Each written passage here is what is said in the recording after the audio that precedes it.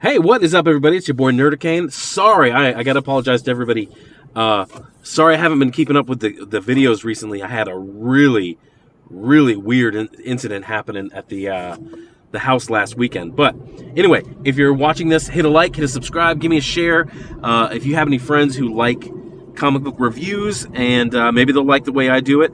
But yeah, share it with them. Let them know who I am. Yeah, the weird incident is, so this dude was driving through our neighborhood, and he was texting. He was holding his phone up, and he was texting, and he kind of like did a little swerve, and that sets off Mrs. Nerdicane. She really hates that, and Georgia has like a law, hands-free law. You're not supposed to touch your phone. Like right now, when I do this in the mobile recording studio, I don't touch my phone. It's next to me, I know.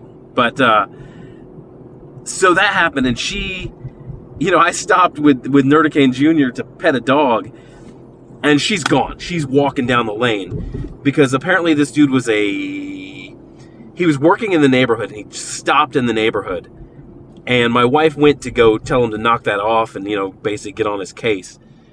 And it went from, just her being mad about him texting in the neighborhood, which we both saw, which there was no way around it. This dude apparently he's part of like this hate religion. I showed up, he's starting to make these claims. Like he said some things that were very, very ominous, and then he asked if I was Jewish, and then I'm not going to say what religion he is, but then he revealed what religion he was, and he said a few more things. And yeah, it was just very ominous. So from then I had to go into basically OPSEC mode, because this dude, we talked to the police, we put out a report on it, but there's not a whole lot the police can do on a threat like that, the way he did it. So basically the whole weekend I didn't get a whole lot of sleep. I went into OPSEC mode, had myself armed, and I was doing things like back in the military, like keeping watch, like back when I was in the military.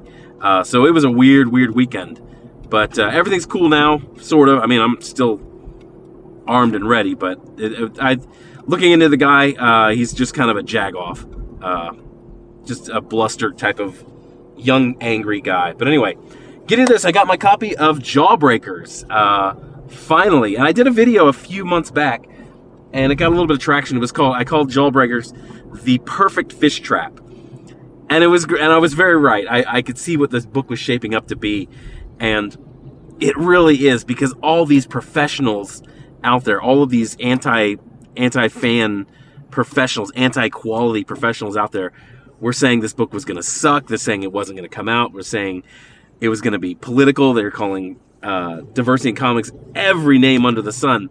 I want to stop. I want to kind of like let you guys know, this is not a review of Jawbreakers. This is sort of my it's a take on it, but it's not a review of the book, because DNC said something in a video about a week ago, is that he doesn't review his friends' books. He doesn't review the books from like the Bright Wisers or Ethan Van Sciver, because he considers them to be friends. So he doesn't want to turn a critical eye of comic books towards his friends. And I thought about that, and that kind of really it really resonated with me. And I was gonna do a review of Jawbreakers, and now when I hear that, I'm like, I'm not gonna do a review of Jawbreakers, because yes, I don't know DNC. He and I have never met. He and I have never talked, but I do consider him to be a friend, because he and Captain Cummings, because when I got back into comic books, I started reading comic books, and everything was weird, and everything was juxtaposed, and it just didn't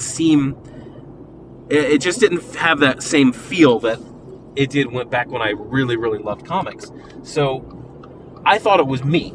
I thought I had become an adult. I thought I had a much more refined palate, and comic books were for juveniles and things like that. So I started listening to Captain Cummings, and then Captain Cummings led me to Diversity Comics. And through listening to them, I realized they had voices and they had opinions just like mine. And through them, I realized that it's not me. It wasn't me. There are comic books that I can still enjoy out there.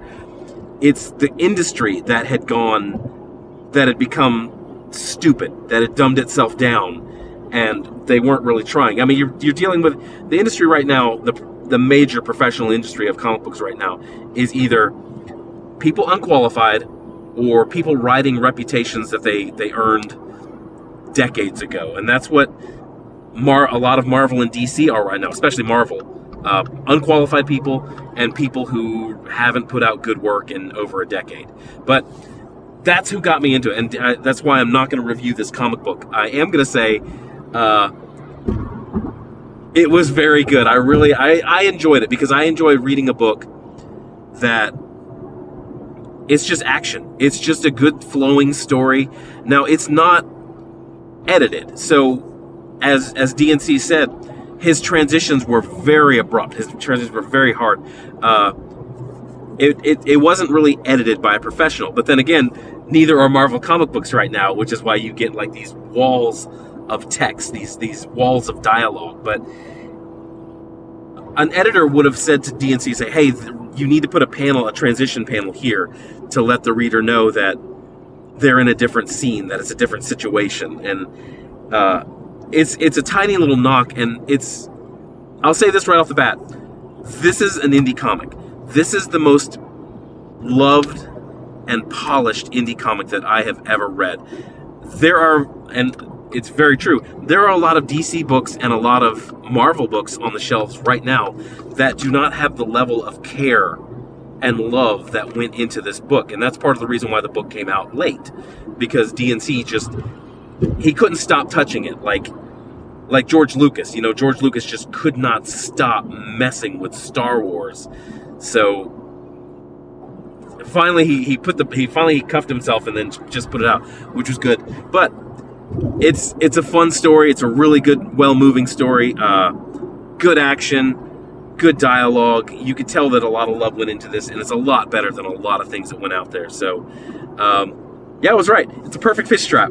All these people who said that he's a racist and he's a bigot and the book was going to suck, and it was like a reverse Streisand effect. They've made so much noise hating on it, and Mark Waid got himself into a very big lawsuit hating on it, and then the book came out, and if they had really never said anything about it, if they had just ignored it and let Antarctic Press put it out in stores and not made the fuss that it had, then it probably wouldn't have done as well as it did. And it would have come out, people who liked it would have liked it, and then it would have just gone away, and Richard would have an avenue to make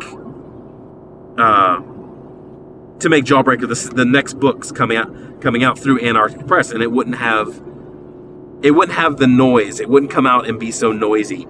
And that's where they really screwed up, is they reverse Streisand affected him. But I enjoyed it. My book did not get destroyed. I might sell my book or put it up on eBay or something. So somebody who maybe got theirs destroyed, or somebody who missed the Indiegogo can buy it, and they don't have to, they can get it, or maybe DNC will do another printing of it. But it's a fun book. It's a book that should be read. It's a good action book. It would probably make a good HBO movie or something. Netflix. It would make a fun, interesting Netflix original. But that's all I got for this one. Yeah, it's been a weird week, and I'm getting back to work, and I got over a little cold too, so that slowed me down too. But thank you all for watching. Thank you for staying subscribed when I go on these weird little hiatuses. But the reviews and the videos are going to keep coming. So thanks for watching. You guys go out, find something you love, have a good day, and check out Luna. Luna's so cute. Y'all have a good one. Bye.